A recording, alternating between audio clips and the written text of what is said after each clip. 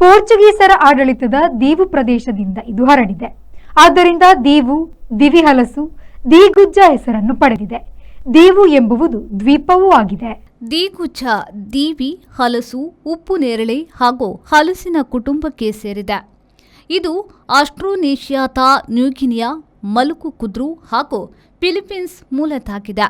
18ನೇ ಶತಮಾನದಲ್ಲಿ ಬ್ರಿಟಿಷರು, ಫ್ರೆಂಚರು ಇದನ್ನು ಪ್ರಪಂಚದ ಉಷ್ಣವಲಯದ ಎಲ್ಲಾ ಕಡೆಗೆ ಹರಡಿದ್ರು.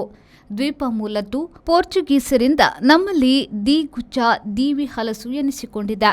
ಬೇಯಿಸಿದಾಗ ಬಟಾಟೆಯಂತೆಯಾಗುವುದರಿಂದ ಇದನ್ನು ಹಲವು ಕಡೆ ಮುಖ್ಯ ಆಹಾರವಾಗಿಯೂ ಬಳಸುತ್ತಾರೆ. ಹಾಗಾಗಿ ಇದು bread fruit.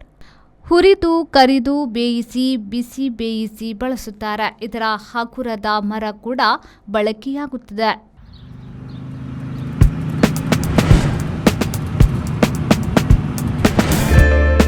Park with ease at Ajanta Business Center with security access and convenience at your fingertips.